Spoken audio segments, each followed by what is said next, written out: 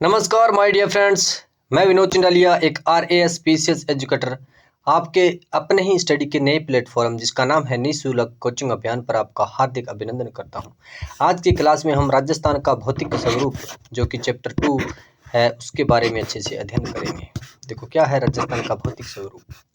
सबसे पहले हम जानते हैं कि राजस्थान का साहित्य के अनुसार राजस्थान को किस प्रकार से बांटा गया है। तो साहित्यिक शब्दावली के अनुसार राजस्थान को 3 भौतिक प्रदेशों के अंदर बांटा गया है। 3 भौतिक प्रदेशों की बात करूं तो कौन कौन से? मरु, उसके बाद में मेरू, उसके बाद में माल। देखो, राजस्थान का जो साहित्य है उसके अंदर राजस्थान को 3 भागों के अंदर बांटा गया। मरु यानी जो मरुस्थल का जो प्रदेश है उसे मरु कहा गया, और मेरू यानी जो उच्च पर्वत वाले जो क्षेत्र है, जो अरावली वाला जो क्षेत्र है उसे मेरू कहा गया।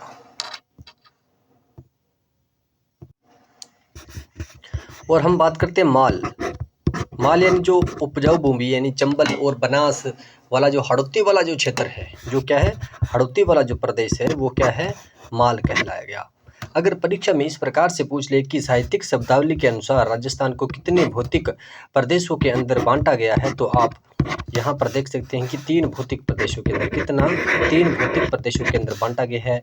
मरु, मेरू और माल। मरु की बात करें तो मरुस्थल, मेरू की बात करें तो पर्वतीय प्रदेश, और माल की बात करें तो उपजाऊ भूमि यानी जहाँ चंबल, बनास और जो नदियों वाला उधर क्षेत्र जो है राजस्थान का दक्षिणी पूर्वी जो क्षेत्र है यानी हाड़ौती वाला जो प्रदेश है उसे माल कहा गया। नेक्स्ट हम बात करते हैं कि राजस्थान को भौगोलिक संरचना यानी तापमान, वर्षा, वनस्पति, मिट्टी के आधार पर कितने भागों में बांटा गया है। चलिए,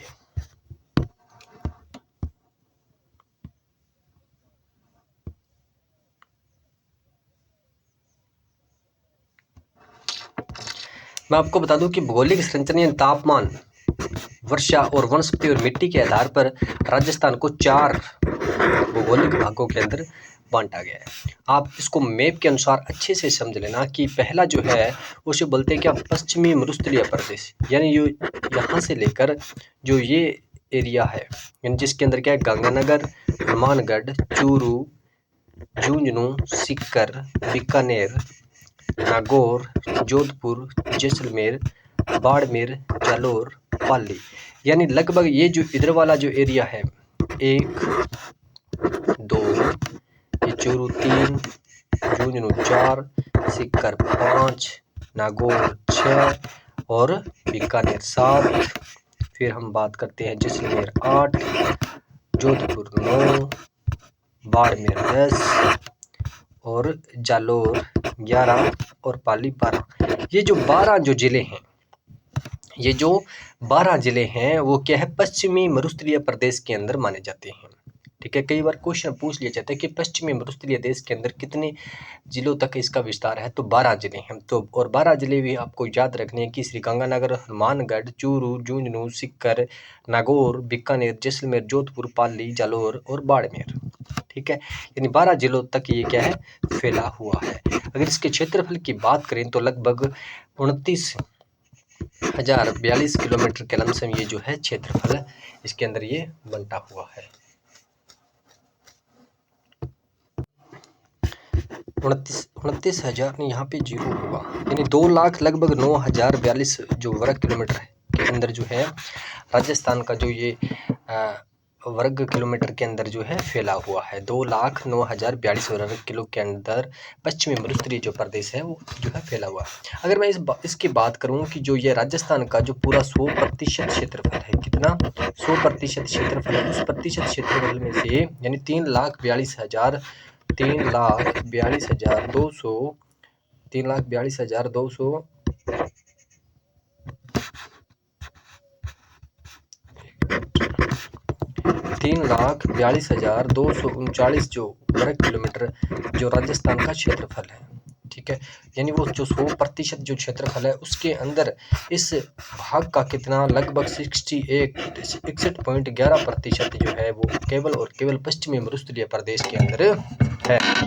और बात करूं जनसंख्या की, तो जनसंख्या इसकी लगभग इस एरिया के अंदर 40% जनसंख्या जो है वो क्या है, निवास करती है। कितनी? 40% जनसंख्या निवास करती है। और वहीं मैं बात करें तो भारत के मरुस्थल का भाग जो है, भारत के अंदर मान लो अगर 100% मरुस्थल है, भारत के अंदर कितना 100% मरुस्थल है, तो उसका लगभग 58.68% मरुस्थल जो है वो केवल और केवल कहाँ पे है, राजस्थान में है। देखो क्वेश्चन इस प्रकार से पूछा जा सकता है कि राजस्थान के भूभाग का जो मरुस्थल है वो कितने % है। राजस्थान के भूभाग की बात करें तो 61.11, और वहीं भारत के भूभाग की बात करें भी, भारत के भूभाग के अंदर जो मरुस्थल है वो राजस्थान के अंदर कितना प्रतिशत है, तो कितना 58.68% जो है वो राजस्थान के अंदर मरुस्थल है। और नेक्स्ट हम बात करते हैं इसकी उत्पत्ति। इसकी उत्पत्ति जो है वो क्या है, टेथिस सागर से हुई है। किससे हुई है, टेथिस सागर से जो है उत्पत्ति हुई है। ये कुछ बेसिक बातें हैं जो आपको याद रखनी है। नेक्स्ट हम बात करते हैं अरावली पर्वतमाला। देखो अरावली पर्वतमाला यहाँ से आप देख सकते हैं कि जो झुंझुनू से और सीकर और इधर अलवर, ठीक है, यहाँ से जो शुरू होती है और इधर सिरहुई और उदयपुर तक जो है ये फैली हुई है, ठीक है। और इस अरावली की बात करें तो इसकी उत्पत्ति जो है वो कहाँ से, गोंडवाना लैंड से हुई है। कई बार डायरेक्ट क्वेश्चन पूछ लिया जाता है कि जो अरावली की उत्पत्ति है वो कहाँ से, किस प्रकार से है हुई है, तो अरावली की उत्पत्ति जो है वो गोंडवाना लैंड से हुई है। और राज्य के भाग का बात करें तो जिस प्रकार से मैंने आपको बताया था कि राज्य के जो 100% भाग के अंदर जो मरुस्थल है, पश्चिमी मरुस्थल है, वो कितना है 61.11%, कितना 61.11% है। तो उसी प्रकार से जो अरावली है वो लगभग कितना 9.1% है, कितना 9.1% है। ये भी क्वेश्चन कई बार डायरेक्ट परीक्षा में पूछे जाते हैं। और यहाँ इस 9.1% भाग के अंदर कितनी जनसंख्या निवास करती है, तो जनसंख्या की बात करें तो लगभग 10% जनसंख्या जो है वो यहाँ पर निवास करती है। ये बात अच्छे से नोट कर लेना। नेक्स्ट हम बात करते हैं पूर्वी मैदानी प्रदेश। देखो ये जो एरिया यहाँ से जो आपको ब्लू कलर के अंदर नजर आ रहा है वो क्या है, ये 3 नंबर पार्ट वाला ये जो है पूर्वी मैदानी प्रदेश है। क्या है, पूर्वी मैदानी प्रदेश है, ठीक है।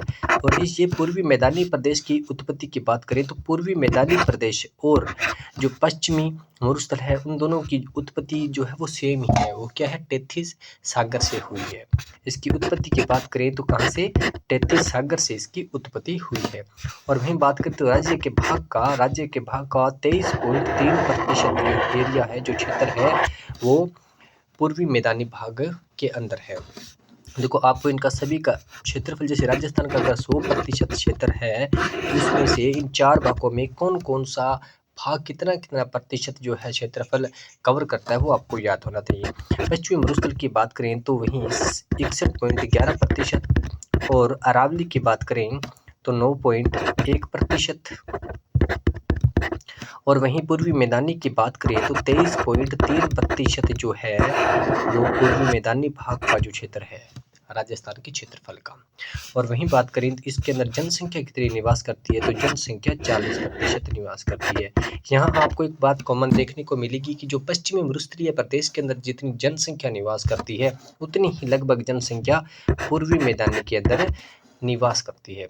और बात करें अगर जनसंख्या प्रतिशत की, कई बार बात आ जाए कितनी, क्या, जनसंख्या प्रतिशत की, यानी कहाँ प्रतिशत का मतलब ये होता है कि जो एरिया है, ठीक है। अब देखो किस भौगोलिक प्रदेश का जनसंख्या प्रतिशत अधिक है, ठीक है, जनसंख्या प्रतिशत अधिक है, तो यहाँ आप देख सकते हैं क्योंकि यहाँ 3.3% भाग के अंदर ही 40% जनसंख्या निवास करती है। और वहीं पश्चिमी मरुस्थलीय जो देश है उसके अंदर जो है 61.11% भाग के अंदर 40% जनसंख्या निवास करती है। तो आप यहाँ से अंदाज़ा लगा सकते हैं कि जो पूर्वी मैदानी प्रदेश है इसका जो प्रतिशत भाग है जनसंख्या का, ठीक है, यानी अपनी बात करते हैं जनसंख्या घनत्व की, तो जनसंख्या घनत्व इसकी तुलना में किसका, पूर्वी मैदानी प्रदेश का जो जनसंख्या घनत्व है वो क्या है, ज़्यादा होगा, ठीक है। और उसी के बाद में अगर मैं बात करूं, अब टोटल अगर मैं बात करूं, जैसे लास्ट में बात करते हैं दक्षिणी पूर्वी पठारी प्रदेश की, तो दक्षिणी पूर्वी पठारी प्रदेश की उत्पत्ति जो है वो क्या है, गोंडवाना लैंड से हुई। आप पढ़ चुके हैं कि जो अरावली पर्वतमाला है, अरावली पर्वतीय प्रदेश है, उसकी भी उत्पत्ति कहाँ से हुई है, गोंडवाना लैंड से हुई है, ठीक है। और फिर से हम बात करूँ जनसंख्या यहाँ पे कितनी है, तो लगभग 10% जनसंख्या निवास करती है। और राज्य के भाग का कितना 6.49% जो है ये क्षेत्र है। अब देखो जनसंख्या प्रतिशत यानी जनसंख्या घनत्व की बात करें तो किसका जनसंख्या घनत्व ज़्यादा है। अब देखो यहाँ राज्य का भाग कितना है 6.49%, यानी सबसे ज़्यादा जनसंख्या घनत्व किसका हो गया, दक्षिणी जो पूर्वी जो पठारी प्रदेश है इसका जनसंख्या घनत्व सबसे ज़्यादा हो गया। और 2 नंबर पे किसका हो गया, अरावली का हो गया। 3 नंबर पे किसका हो गया, पूर्वी मैदानी भाग का। और 4 नंबर पे किसका, पश्चिमी मरुस्थलीय प्रदेश का। कई बार क्वेश्चन इस प्रकार से भी पूछा जा सकता है कि जनसंख्या का घनत्व जो है वो राजस्थान के 4 जो भौतिक प्रदेश बांटे गए हैं उनमें क्रम के अनुसार उनको पता होगा सबसे कम किसके अंदर है जनसंख्या घनत्व और उसके सबसे ज़्यादा किस में है। उसी प्रकार से कई बार डायरेक्ट क्वेश्चन पूछा जा सकता है। तो आप आसानी से बता सकते हैं कि जो दक्षिणी पूर्वी पठारी प्रदेश है उसका जनसंख्या घनत्व सबसे ज़्यादा है। यहाँ से आप इस प्रकार से जाओगे ऊपर की ओर तो यहाँ पे सबसे पहले जनसंख्या घनत्व किसका, इसका, फिर एक को छोड़ दोगे, ठीक है। उसके बाद में अरावली का जनसंख्या घनत्व 2 नंबर पे है, ठीक है। 3 नंबर पे जनसंख्या घनत्व किसका, पूर्वी मैदानी भाग का है। और उसके बाद में किसका है, 4 नंबर पे पश्चिमी मरुस्थलीय प्रदेश का जो जनसंख्या घनत्व जो है सबसे कम है। और सबसे अधिक जनसंख्या घनत्व किसका है, दक्षिणी पूर्वी पठारी प्रदेश का जो जनसंख्या घनत्व सबसे ज़्यादा है। चलिए नेक्स्ट बात करते हैं, हम इसको आराम से हर एक टॉपिक को अच्छे से पढ़ेंगे।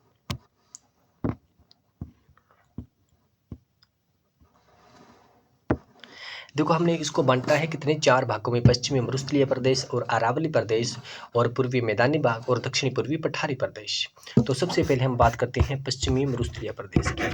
देखो पश्चिमी मरुस्थलीय प्रदेश के अंदर मैंने आपको बताया था कि टोटल जो है 12 जिले आते हैं, ठीक है। इन 12 जिलों को भी अलग अलग भागों में बांटा गया है। सबसे पहले मैं बता दूं कि यहाँ जो 25 सेमी जो क्या है 25 सेमी वर्षा रेखा है, ठीक है।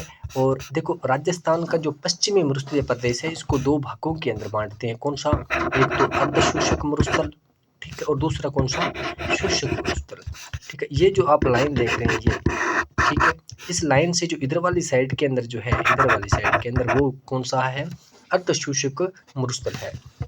और इसके ऊपर वाली साइड के अंदर क्या है, शुष्क मरुस्थल है। एक बात नोट कर लेना कि जो 25 सेमी वर्षा रेखा है वो लगभग जो है मरुस्थल को क्या है, शुष्क और अर्धशुष्क में विभाजित करती है, शुष्क और अर्धशुष्क में विभाजित करती है। यानी 25 सेमी वर्षा रेखा है, उसकी एक साइड के अंदर तो क्या है, इधर वाली साइड के अंदर तो क्या है, शुष्क मरुस्थल है, और इधर वाली साइड के अंदर क्या है, अर्धशुष्क मरुस्थल है। और वहीं मैं बात करूं अर्धशुष्क मरुस्थल को भी 4 भागों के अंदर विभाजित किया गया। नंबर 1 कौन सा, गग्गर बेसिन, ठीक है। Number 2 Shekhawati basin, number 4 Nagaur की उच्च भूमि, और नंबर 3 नागौर की उच्च भूमि, और नंबर 4 जो है वो लेक बेसिन है। आपको माय डियर फ्रेंड्स डायग्राम को अच्छे से देख लेना है, उसके बाद में आगे मैं डायग्राम नहीं बताऊंगा आपको, सीधा डायरेक्ट कॉन्सेप्ट जो क्या है, मेन जो क्वेश्चन का टाइप क्या है वो ही बताऊंगा, ठीक है।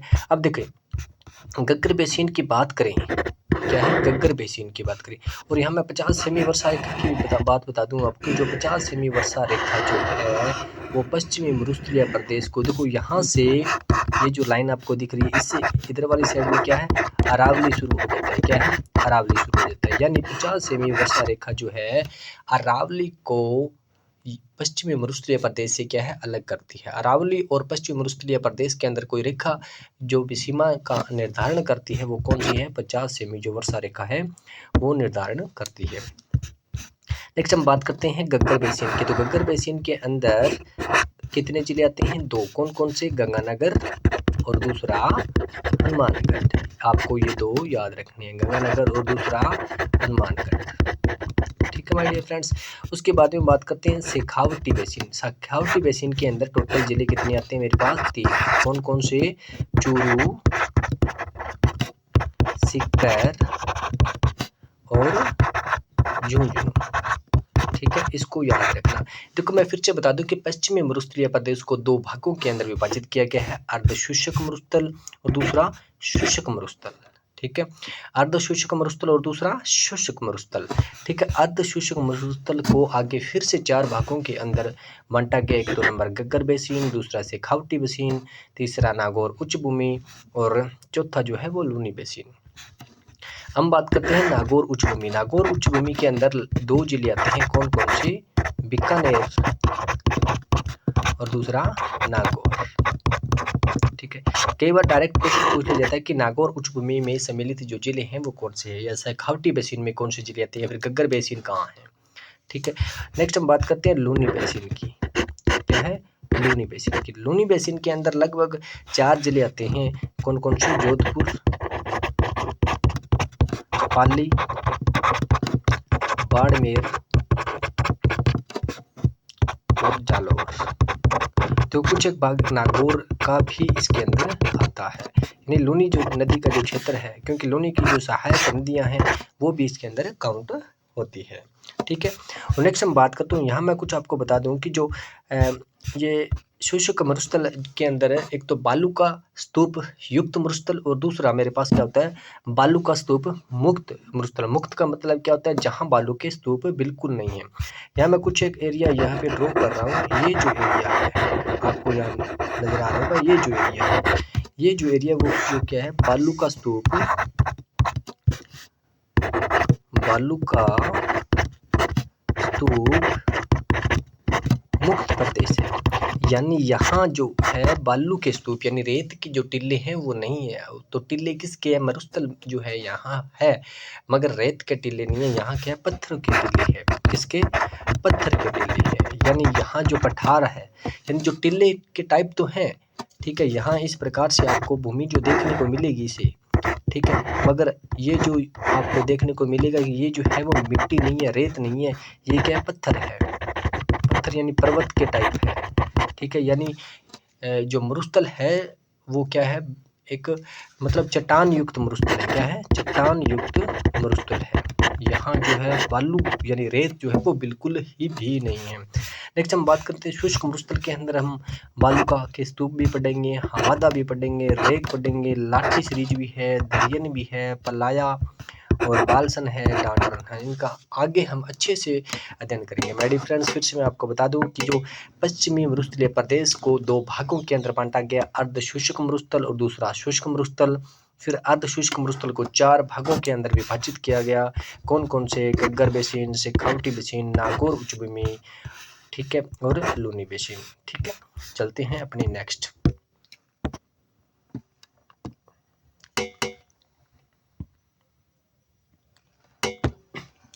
देखो फिर से मैंने आपको बताया था कि जो शुष्क मरुस्थल है, क्या जो शुष्क मरुस्थल है, क्या जो शुष्क मरुस्थल है उसको 2 भागों के अंदर विभाजित किया, बालू का स्तूप मुक्त प्रदेश और दूसरा बालू का स्तूप युक्त प्रदेश। यानी जहाँ बालू का मतलब क्या होता है? देखो, स्तूप का मतलब होता है टिल्ला। ठीक है, समझ में आ गई बात। और बालू का मतलब होता है यानी बालू की रेत है ना जो होती है, बालू यानी मिट्टी। ठीक है, देखो बालू का स्तूप मुक्त यानी जहाँ मिट्टी के जो टिल्ले हैं वो वाले प्रदेश, और दूसरा जो बालू के मिट्टी के जो टिल्ले हैं वो नहीं है। ठीक है, युक्त यानी जो है, ठीक है, वो है तो वो बालू का स्तूप युक्त हो जाएगा, और नहीं है तो वो क्या हो जाएगा? मुक्त हो जाएगा। नेक्स्ट हम बात करते हैं बालू का स्तूप मुक्त प्रदेश की बात करते हैं, जहाँ क्या है? बालू का के स्तूप नहीं है।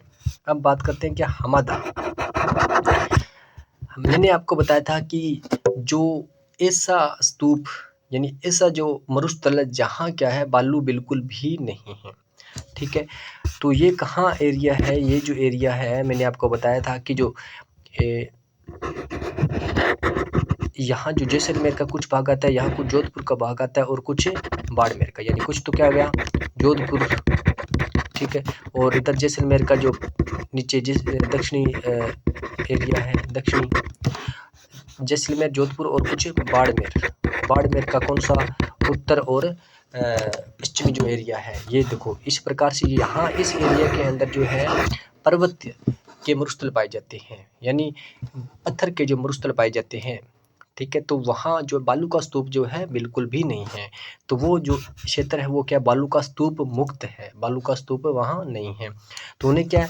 वहाँ देखो हमादा के रूप में जाना जाता है। हमादा क्या है? एक चट्टानी मरुस्थल है। तो मैंने आपको बताया था नहीं कि यहाँ पे चट्टानें पाई जाती है। मरुस्थल तो है मगर वो क्या है? चट्टान नहीं है, वहाँ मिट्टी नहीं है, बालू का नहीं है, रेत नहीं है। और कहाँ तक है? ये पोखरण, ठीक है, और बालोतरा से क्या है? फालूदी तक के मध्य ये जो स्थित है। देखो पोखरण बालोतरा से फालूदी तक है, ठीक है। और इस क्षेत्र में जो सौर ऊर्जा की संभावना जो है वो सर्वाधिक है, इसी कारण यहाँ पे क्या सीज यानी सीज जो है वो स्थापित किया गया, ठीक है। यानी जो सौर ऊर्जा का एनर्जी है, सोलर एनर्जी जो जोन है, सोलर एनर्जी जो जोन है वो यहाँ पे स्थापित किया गया। दूसरी बात बता दूं कि मैंने आपको बताया जो हमादा है वो 3 जिलों के अंदर विस्तृत है। कौन कौन सा? जैसलमेर, जोधपुर और बाड़मेर के अंदर विस्तृत है। ये बात आपको हमेशा याद रखनी है। हमादा की बात करें तो यानी ये मरुस्थल की बात तो करता है, मगर कौन से मरुस्थल की बात करता है? बालू का स्तूप मुक्त मरुस्थल यानी चट्टानी मरुस्थल की बात करता है। और हमादा है कहाँ? जैसलमेर, जोधपुर और बाड़मेर के जो एरिया के अंदर हमादा है। और जैसलमेर का कौन सा? दक्षिणी हिस्सा, और बाड़मेर का उत्तर और पश्चिमी हिस्सा लगभग, और जोधपुर की बात करें तो दक्षिणी और पश्चिमी हिस्सा लगभग, जैसे मैंने आपको यहाँ डायग्राम में बताया था। ये जो एरिया है लगभग जैसलमेर का इधर वाला नीचे वाला हिस्सा, और जोधपुर का इधर वाला हिस्सा, और बाड़मेर का इधर ऊपर वाला जो हिस्सा है वो हमादा क्षेत्र के अंदर आता है। नेक्स्ट हम बात करते हैं मगरा। देखो मगरा भी क्या एक पहाड़ियाँ हैं, जैसे बोलते हैं ना मगरा की पहाड़ियाँ कहाँ अवस्थित है, बहुत बार क्वेश्चन आया है, ठीक है। तो क्या बालोतरा में जो पोखरण के मध्य, बालोतरा से पोखरण के मध्य जो अवशिष्ट पहाड़ियाँ हैं उन्हें क्या बोलते हैं? मगरा बोलते हैं। और आपको मैं बता दूं कि मगरा क्षेत्र, ठीक है, जो जैसलमेर के आसपास का जो क्षेत्र है वहाँ आपको बता दूं त्रिकूट की जो एक पहाड़ी है, ठीक है, जैसलमेर दुर्ग जो वहाँ बना हुआ है। क्या राव जैसल ने सन 1155 ईस्वी में क्या है जैसलमेर का दुर्ग बसाया था। अब आपको एक बात यहाँ विशेष नोट कर लेनी है कि मगरा जो क्षेत्र है क्या जैसलमेर बालोतरा पोखरण के इधर इर्द गिर्द आता है, ठीक है। और सबसे बड़ी बात ये कि मगरा कहाँ है, तो डायरेक्ट ये बात जरूर याद रखना कि जैसलमेर दुर्ग मगरा की पहाड़ियों पर है, यानी मगरा के अंदर एक त्रिकूट पहाड़ी है, ठीक है, त्रिकूट पहाड़ी है। यहाँ से आपके 2-3 क्वेश्चन कंप्लीट होते हैं। त्रिकूट की पहाड़ी कहाँ? मगरा, मगरा यानी जैसलमेर, ठीक है। और किसने जैसलमेर दुर्ग को बसाया? 1155 के अंदर राव जैसल ने बसाया। और एक बात बता दूं, इस क्षेत्र को अपने बोलते हैं ना क्या मांडगाई का, जैसे जैसलमेर के अंदर बोलते हैं ना मांडगाई का या मांड क्षेत्र, ठीक है। तो यहाँ पहले क्या थे, जो मांड जाति जो थे वो यहाँ के आसपास जो क्षेत्र के अंदर मांड जाति क्या है निवास करती थी। तो इस क्षेत्र को क्या है मांड क्षेत्र भी कहते हैं। क्या है इस क्षेत्र को क्या है मांड क्षेत्र भी, मांड प्रदेश भी कहते हैं। और बात यहाँ ये भी क्वेश्चन आपका कंप्लीट होता है कि मांड प्रदेश जो है, ठीक है, वो कहाँ है? मगरा क्षेत्र के आसपास, यानी जैसलमेर वाला जो क्षेत्र है वो मांड प्रदेश भी कहलाता है। नेक्स्ट हम बात करते हैं लाठी सीरीज। देखो लाठी सीरीज एक ऐसी सीरीज है जहाँ भूमिगत जल यानी जो भूमि का जो जल है वो क्या है, जो आपको पता है जैसलमेर और उधर क्या है भूमि का जो जल है वो क्या है खारा है यानी नमकीन है, ठीक है। तो वहाँ एक ऐसी सीरीज है पोखरण से मोहनगढ़ के मध्य कि वहाँ जो भूमिगत जल है वो क्या है मीठा है, पीने युक्त पानी है, ठीक है। और वो क्या है लाठी सीरीज के नाम से जाना जाता है। यानी पोखरण से मोहनगढ़ के मध्य एक भूमिगत जल की जो पट्टी है, भूमिगत जल की जो पट्टी है, ठीक है, उसे क्या बोलते हैं? लाठी सीरीज बोलते हैं। और यहाँ विशेष तौर से देखो चंदन नलकूप के बारे में आपने सुना होगा, क्वेश्चन आया भी हुआ परीक्षा में। तो चंदन नलकूप कहाँ है? जैसलमेर में। और वो क्या है थार का घड़ा भी कहलाता है। क्या? थार का घड़ा भी कहलाता है, ठीक है। और चंदन नलकूप जो पेयजल आपूर्ति के लिए जैसलमेर के अंदर थार का गड़ा कहलाता है। और एक विशेष तौर बात बता दूं कि जो लाठी सीरीज है उसके आसपास का जो क्षेत्र है वहाँ पर क्या है सेवण घास जो है वो क्या है सेवण घास जो है बहुतायत से पाई जाती है। और इसकी सबसे बड़ी खासियत क्या है? ये प्रोटीन युक्त होती है। आपको हर एक टॉपिक के साथ अच्छी 2 या 3 कॉन्सेप्ट बातें आपको बताई जाएगी। देखो पीपीटी बहुत ही शानदार तरीके से तैयार किए गए माय डियर फ्रेंड्स। चलिए नेक्स्ट चलते हैं नेक्स्ट क्लास नेक्स्ट अपने टॉपिक पर। नेक्स्ट अपनाते हैं रेक। रेक क्या होता है? देखो रेक की बात आ जाए ना रेक, तो आपको सिंपल सी बात याद रखना है कि एक ऐसा मरुस्थल जहाँ पे क्या छोटे छोटे कंकड़ आपको मिले, ठीक है। यानी एक ऐसा मरुस्थल जहाँ पे क्या आपको छोटे छोटे कंकड़ भी उसकी कंकड़ युक्त मिश्रित एक ऐसा मरुस्थल जहाँ पे क्या कंकड़ हो तो वो। और ये मरुस्थल जो है वो हमादा जो क्षेत्र है इसके चारों ओर अपने को देखने को मिलता है। कहाँ पे देखने को मिलता है? हमादा जो क्षेत्र है उसके चारों ओर देखने को मिलता है। सबसे बड़ी खासियत रेत की क्या है? यहाँ पे जो कंकड़ युक्त क्या है? कंकड़ युक्त भूमि या कंकड़ युक्त जो मरुस्थल है देखने को मिलता है। रेत की बात आई तो आप डायरेक्ट याद करोगे क्या कि कंकड़ युक्त भूमि या कंकड़ युक्त मरुस्थल रेत कहलाता है। और है कहाँ? हमादा के चारों ओर लगभग ये पाया जाता है। नेक्स्ट हम बात करते हैं बालू का स्तूप युक्त प्रदेश। क्या है बालू का स्तूप युक्त प्रदेश? यानी यहाँ बात होती है कि बालू का स्तूप युक्त प्रदेश, यानी जहाँ बालूका के स्तूप पाए जाते हैं। आपको पता है जैसलमेर वाला जो जिला है वो बालूका के स्तूप के लिए फेमस है। बीकानेर में भी बालूका के स्तूप मिले जाते हैं। सूरतगढ़ में भी है। सूरतगढ़ यानी गंगानगर के अंदर जो आता है, ठीक है। तो यहाँ आपको बालूका के स्तूप यानी मिट्टी के टिल्ले देखने को मिलते हैं। हम पहले बात करते हैं अनुदैर्ध्य या रेखीय। देखो अनुदैर्ध्य या रेखीय की बात करें तो ये क्या पवन की दिशा के समांतर होते हैं। देखो मैं आपको बताता हूँ, ये जो टिल्ले हैं ये क्या पवन की दिशा के समांतर होते हैं, ठीक है। और पवन की दिशा के समांतर तो मान लो यहाँ से अगर पवन आती है तो यहाँ पे अगर पवन की गति क्या हो जाती है? स्लो हो जाती है, तो यहाँ तक वो अपनी मिट्टी को छोड़ देगा, ठीक है।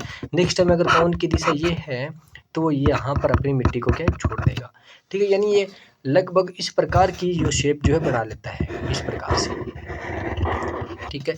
इस प्रकार से अपनी शेप बना लेता है, तो उसे बोलते हैं क्या? रेखीय। यानी एक इस प्रकार से एक रेखा टाइप का ये शेड्यूल जो है सिस्टम जो बनता जाता है।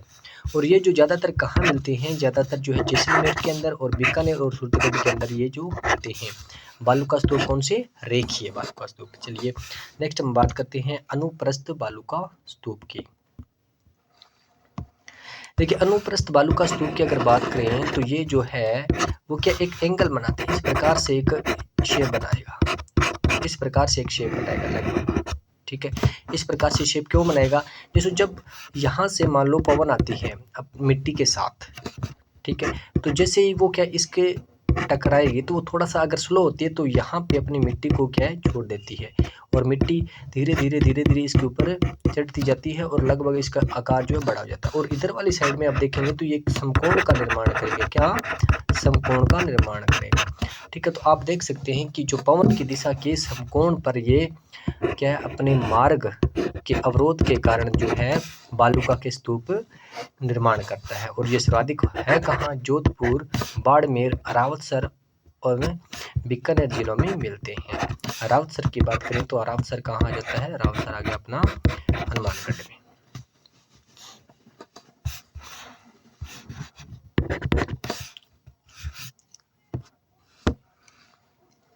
चलिए नेक्स्ट चलते हैं।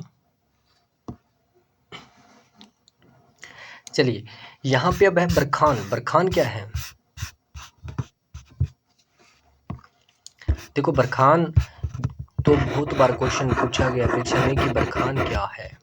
देखो बरखान की अगर बात करें तो सबसे मोस्ट बात यह बरखान कहाँ है सबसे ज़्यादा, तो एक छोटी सी बात याद रखना कि पालेरी गांव जो है वो चूरू जिले के अंदर आता है, वो बरखान के लिए प्रसिद्ध है। बरखान की क्या खासियत है? ये क्या वायु के जैसे भवंडर आते हैं, मान लो ये अलग अलग जैसे वायु के भवंडर आते हैं, तो ये मतलब जो टिल्ले हैं, ठीक है, उनका कोई निश्चित आकार नहीं होता, ठीक है। ये क्या अर्धचंद्राकार इस प्रकार से जो टिल्ले हैं जैसे मैंने बनाए हैं, मतलब वायु के बाउंडर के कारण इस प्रकार से आपको जो टिल्ले वो देखने को मिलते हैं। और दूसरा अगर मैं बात करूँ मेंथा नदी कहाँ पे है? सीकर में है, ठीक है। यहाँ पर भी इस प्रकार के टिल्ले हैं जो देखने को मिलते हैं। देशनोक, बीकानेर में, सूरतगढ़ में, होशिया और जोधपुर में भी ऐसे टिल्ले देखने को मिलते हैं। बरखान की उत्पत्ति कैसे होती है? बरखान वायु भंवर के साथ है, वायु भंवर के साथ निर्मित अर्धचंद्राकार बालूका के स्तूप होते हैं। नेक्स्ट हम बात करते हैं सबर का बीज। देखो ये बात भी आपको नोट करनी है कि अगर क्वेश्चन टफ भी आ जाता है। देखो सबर का बीज जो है टिल्ले हैं वो क्या है और कहाँ मिलते हैं? देखो क्या झाड़ियों के सारे क्या है, जैसे यहाँ पे ये झाड़ियाँ हैं, ठीक है। यहाँ पे अगर यहाँ पे कोई भी वायु है जो पवन है मिट्टी को या रेत को लेकर आती है तो इसके सारे क्या है वो अपनी मिट्टी को छोड़ देती है। और जिस प्रकार से ये देखो लगभग उसके जो झाड़ी के लगभग चारों ओर इस प्रकार से अपना जो है आकार बना लेती है। कौन सा? चंद्राकार आकार बना लेती है, ठीक है। तो इस प्रकार से एक टिल्ले का निर्माण होता है, तो उसे क्या बोलते हैं? सबर काफिज बोलते हैं।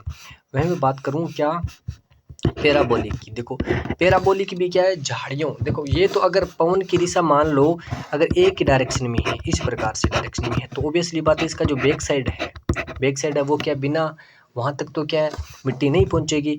और इधर से भी मान लो एक साइड में क्या थोड़ी सी ये धीरे धीरे मिट्टी जो है यहाँ से खिसक के यहाँ तक आ जाती है। तो एक टाइम एक जो क्या है चंद्रा यानी चांद के समान का जो आकार ले लेता है। अगर मान लो अगर ये झाड़ी है यहाँ, अगर ये झाड़ी है और इधर से मान लो भी पवन आ रही है, इधर से भी पवन आ रही है और इधर से भी पवन आ रही है, ठीक है, तो एक टाइम क्या होगा लगभग चारों तरफ से ये क्या है मिट्टी सी युक्त हो जाएगा, ठीक है। और इस प्रकार से आपको ये बहुमुखी जो है बालू का स्तूप जो है वो देखने को मिलेगी, ठीक है। पैराबोलिक क्या है, झाड़ियों से निर्मित होते हैं और दूसरी बात ये क्या है निर्मित एक बहुमुखी यानी इसके बहुत सारे मुख होते हैं, बहुमुखी जो बालू का स्तूप होते हैं। नेक्स्ट हम बात करते हैं पलाया। देखो पलाया और बालसन के बारे में आप लोग जानते होंगे क्योंकि ये क्वेश्चन बहुत बार परीक्षा में पूछा गया है। देखो पलाया क्या होती है, जब क्या बरसात होती है तो जब बरसात होने पर जो मरुस्थल एरिया है, ठीक है, वहाँ से ये बरसात का पानी नीचे जाता है, ठीक है, और दो मरुस्थलों के बीच के अंदर जो स्पेस एरिया होता है वहाँ पर क्या एक झील बन जाती है, क्या एक झील बन जाती है, ठीक है। और ये एक झील जो पलाया जो झील है वो क्या अस्थायी झील होती है। जब ज़्यादा गर्मी पड़ती है तो या फिर पानी धीरे धीरे सूख जाता है, पानी क्या है धीरे धीरे सूख जाता है तो ये झील क्या है ख़त्म हो जाती है। और झील ख़त्म होने के बाद में जो यहाँ पर अवशेष यानी जो भूमि बचती है, ठीक है, उस भूमि को तो क्या बोलते हैं बालसन, सूखी हुई भूमि को, यानी जो पलाया के सूख जाने पर क्या है पलाया जब सूख जाती है तो और जो उपजाऊ भूमि बचती है, ठीक है, तो उसे तो क्या बोलेंगे बालसन।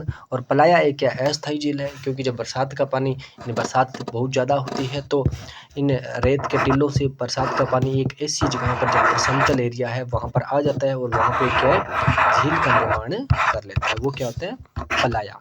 और वहीं बात करूँ बालसन की तो जब पलाया सूख जाती है, क्या पलाया सूख जाती है तो वहाँ पे क्या है एक उपजाऊ भूमि का निर्माण हो जाता है तो उसे क्या बोलते हैं बालसन बोलते हैं।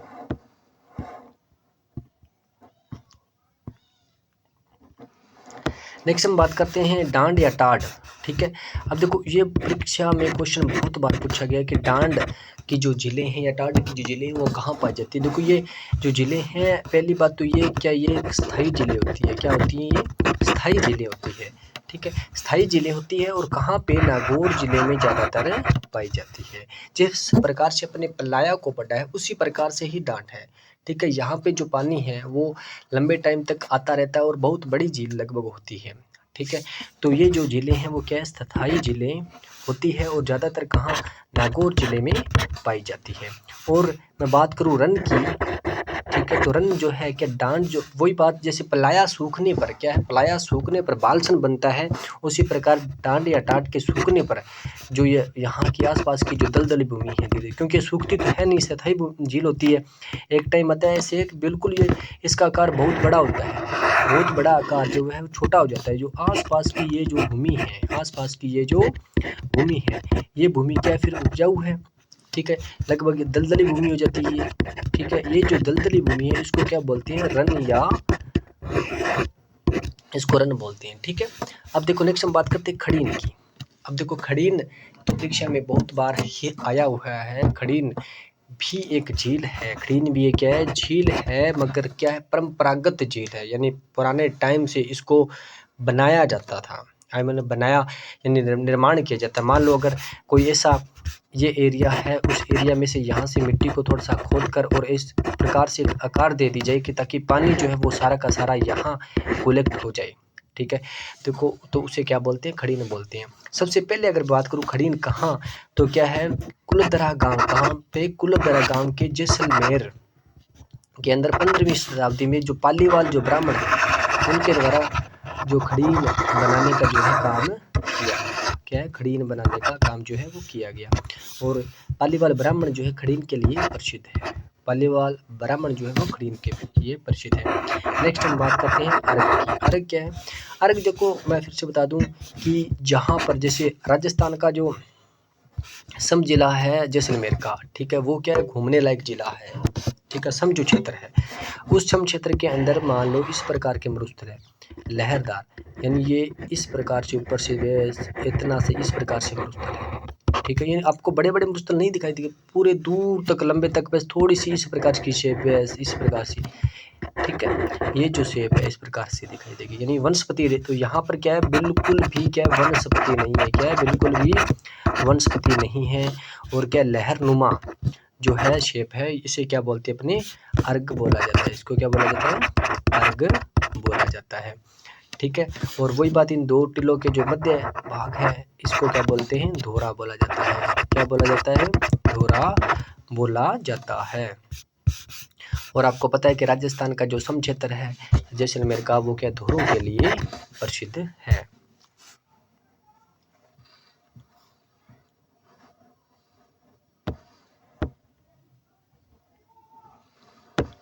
नेक्स्ट हम बात करते हैं धरियन की। देखो, धरियन और अर्ग लगभग सेम ही है।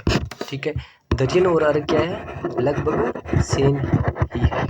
ठीक है, जैसलमेर जिले में भ्रमणशील बालू का स्तूप क्या कहलाते हैं, धरियन कहलाते हैं। और मैंने आपको बताया था कि अगर कारवा या खासी की बात करूँ तो वही बात, यहाँ पे जो मार्ग होता है ना, ये बीच के दो टीलों के बीच में जो मार्ग है, बस इतनी सी बात याद रखना, दो टीलों के बीच का जो मार्ग है या बालू का स्तूप के मध्य जो मार्ग है वो क्या कहलाता है, वो कहलाता है कारवा या खासी। ठीक है माय डियर फ्रेंड्स, तो अपना ये लगभग पश्चिमी मरुस्थलीय प्रदेश जो हुआ है कंप्लीट हो गया, इसका एक पार्ट। और दूसरा पार्ट अपना चलते हैं अर्धशुष्क मरुस्थल पर। और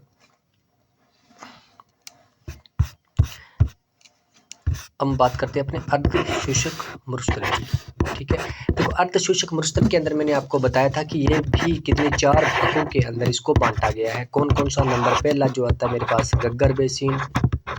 ठीक है, दूसरा मेरे पास आता है शेखावटी, और तीसरा मेरे पास आता है क्या, नागौर उच्चभूमि। ठीक है, और चौथा मेरे पास क्या आता है, लूनी बेसिन। क्या आता है, लूनी बेसिन। ठीक है, ये बात आपको याद रखनी है कि और अर्धशुष्क मरुस्थल जो है, मैंने आपको बताया था कि जो 25 सेमी वर्षा रेखा है और 50 सेमी वर्षा रेखा है। 25 सेमी वर्षा रेखा जो है शुष्क मरुस्थल और अर्धशुष्क मरुस्थल को विभाजित करती है।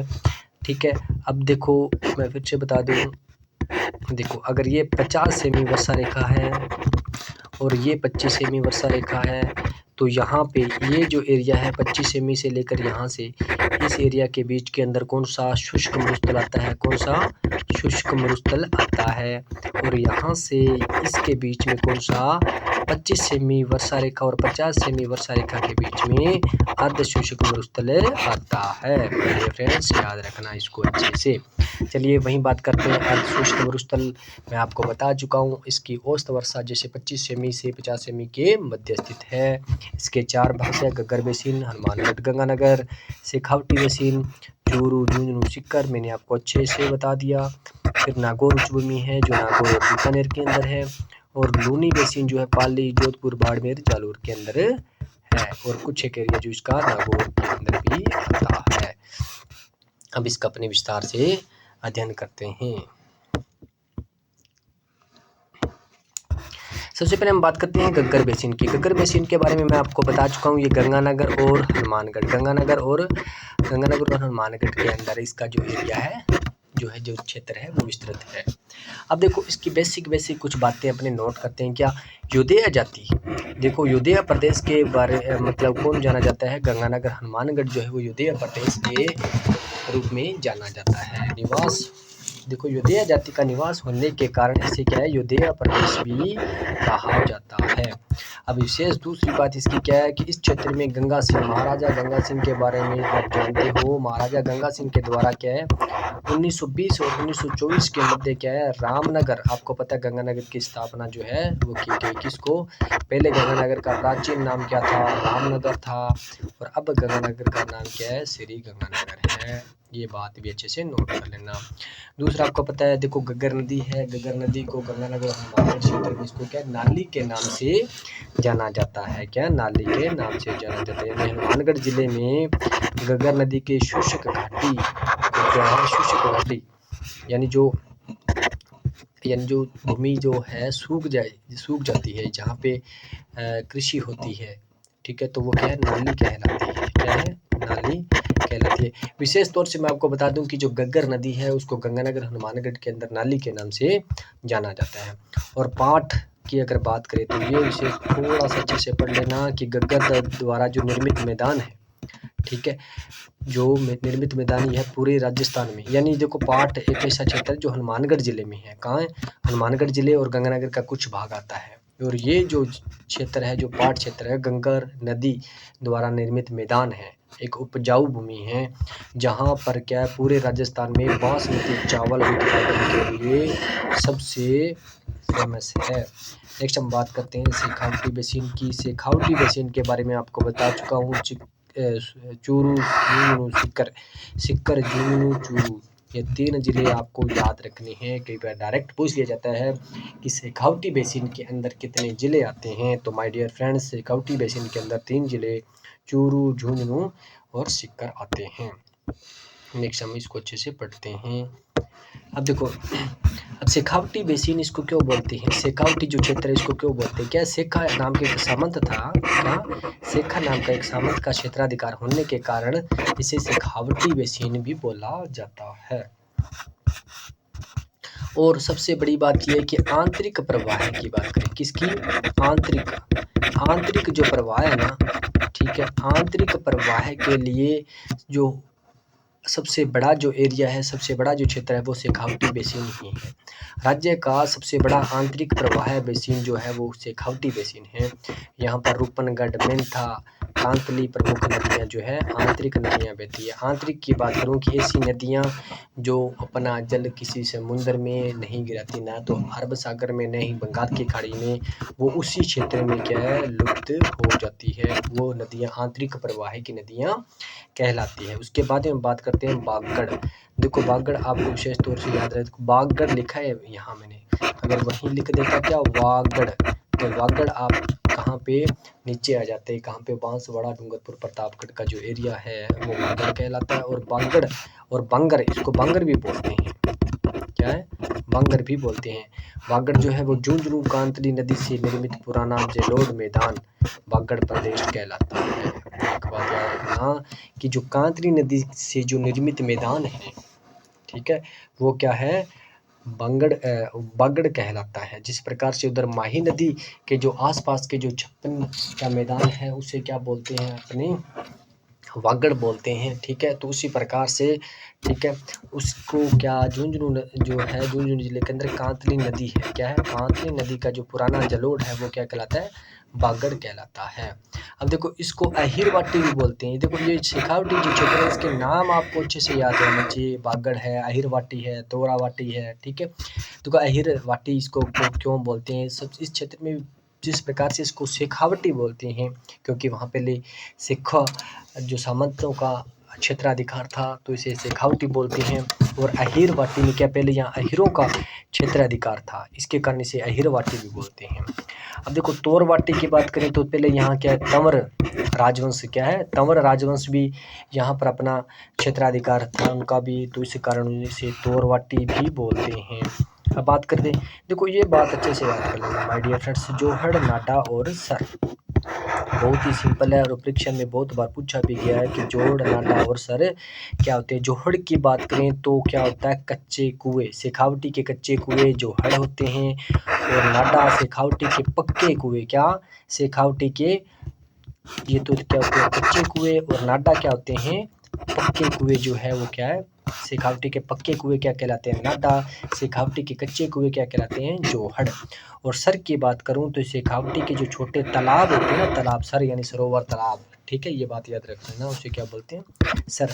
और ये माय डियर फ्रेंड्स पंचमाणे, ये क्वेश्चन कई बार परीक्षा में पूछा गया है कि जो शेखावटी की जो पंचमाणे हैं जागीर जो है पांच, पहली बात तो ये कि पंचमाणे क्या है, तो शेखावटी के अंदर 5 जागीर है, बड़ी जागीरी हैं, उन्हें क्या बोलते हैं पंचमाणे बोलते हैं, ठीक है।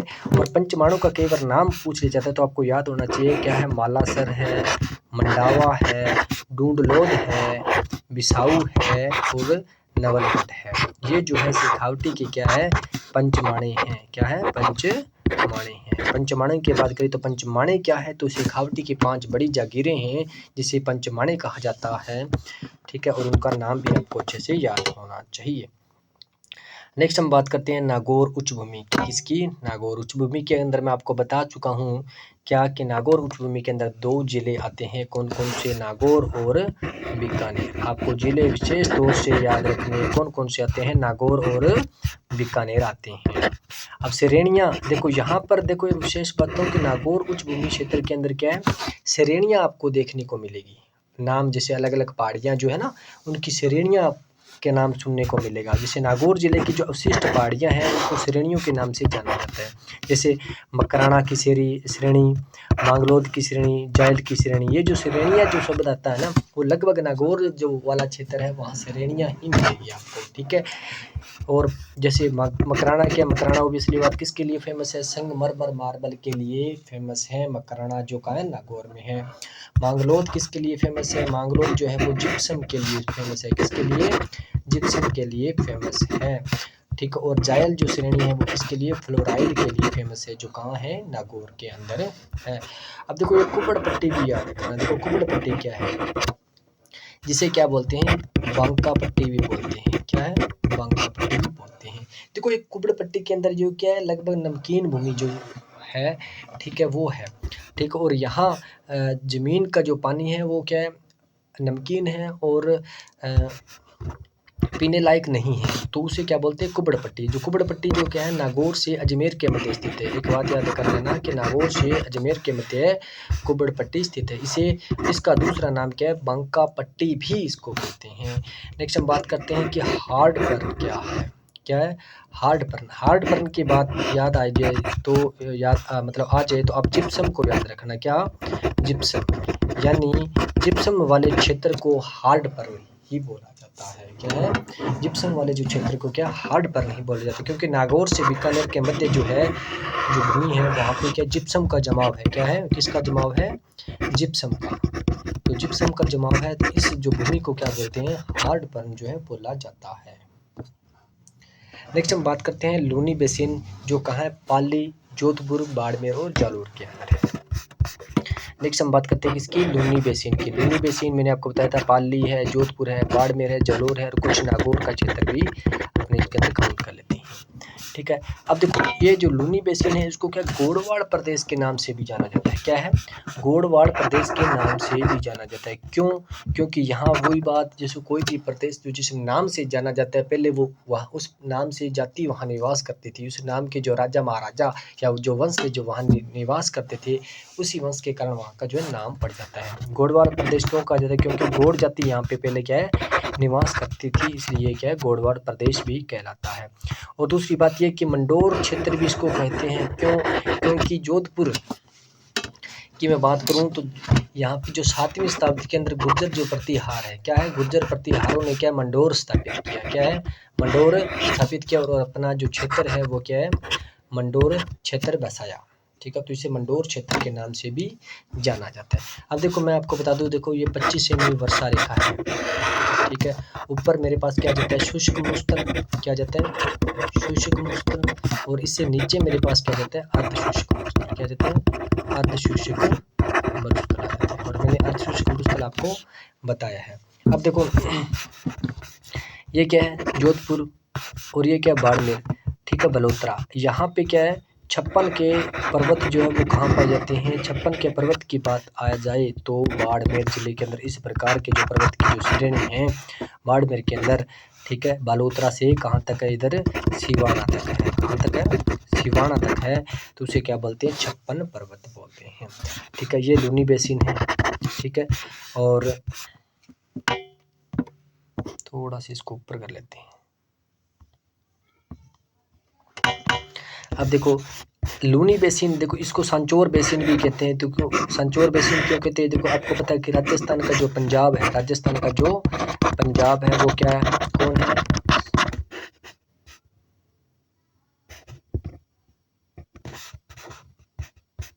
ठीक है, राजस्थान के पंजाब के रूप में भी जाना जाता है, क्योंकि यहाँ पे जो नदियों का जो संगम है वो जालोर संचौर के अंदर जो है होता है। और वहीं मैं बात करूं कि ये इस संचोर बेसिन, ये क्या है, जसवंतपुरा की पहाड़ियाँ भी यहाँ हैं, ठीक है। जसवंतपुरा की पहाड़ियाँ कहाँ हैं, जालौर में हैं। कहाँ है, जालौर के अंदर है, ठीक है। और यहाँ का जो सबसे ऊंचा पर्वत कौन सा है, डोरा पर्वत। कितना है, 869 किलोमीटर 869 मीटर जो है, ठीक है। इस मैप को थोड़ा सा अच्छे से देख लेना। नेक्स्ट हम बात करते हैं कि बालोतरा के निकट। अब देखो बालोतरा के निकट क्या है, अब एक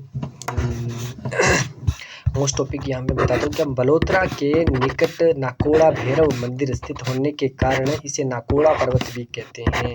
अब नाकोड़ा पर्वत की बात करें तो नाकोड़ा पर्वत कहाँ है, ठीक है। अब देखो बालोतरा के बाड़मेर के अंदर जो है नाकोड़ा पर्वत है, ठीक है। क्या है, नाकोड़ा भैरव मंदिर होने के कारण इस प्रदेश या उस क्षेत्र को, ठीक है, वो क्या बोलते हैं, इसको नाकोड़ा पर्वत भी बोला जाता है। अब देखो मारवाड़ का माउंट आबू, देखो यहाँ ये बात नोट कर लेना अच्छे से कि मारवाड़ का जो माउंट आबू है किसे बोला जाता है, क्या कि इन पहाड़ियों के मध्य में क्या है, पिपलोद गांव में, पश्चिम राजस्थान की जो है, देखो मैं आपको बता चुका हूँ पिपलोद गाँव, ठीक है, जो पाली में है, ठीक है। पिपलोद गांव में जो है पश्चिमी राजस्थान की सर्वाधिक वर्षा होने के कारण इसे पश्चिमी राजस्थान का क्या है, मारवाड़, पश्चिमी राजस्थान या मारवाड़ का क्या है, माउंट आबू कहा जाता है। मारवाड़ का माउंट आबू कौन, पिपलोद गांव को मारवाड़ का माउंट आबू कहा जाता है। नेक्स्ट चलते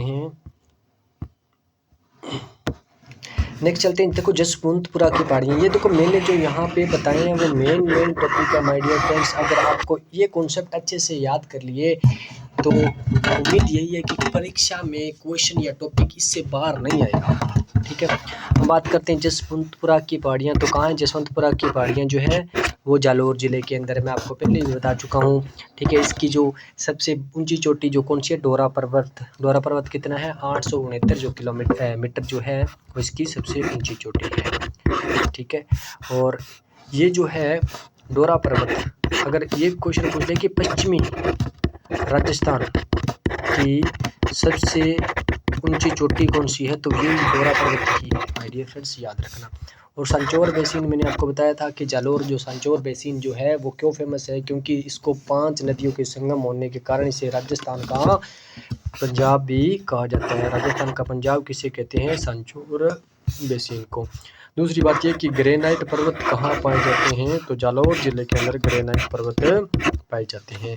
माय डियर फ्रेंड्स, फिर से मैं आपको बता दूं कि पश्चिमी मरुस्थलीय प्रदेश जो है वो अपना कंप्लीट होता है। नेक्स्ट वीडियो के अंदर अपना जो अरावली है, ठीक है, वो करेंगे और अच्छे से इसको पढ़े, क्योंकि मैं बता दूं यहाँ पे ऐसा कोई भी कॉन्सेप्ट को नहीं छोड़ा गया है जो आपकी परीक्षा की दृष्टि से महत्वपूर्ण न हो।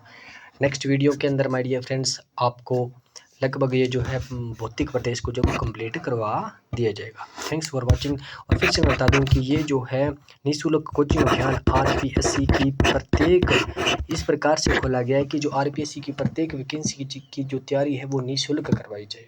अभी इस प्लेटफॉर्म की शुरुआत की गई है, तो धीरे धीरे इसमें आपको विकास भी देखने को मिलेगा my dear friend. Thanks for watching.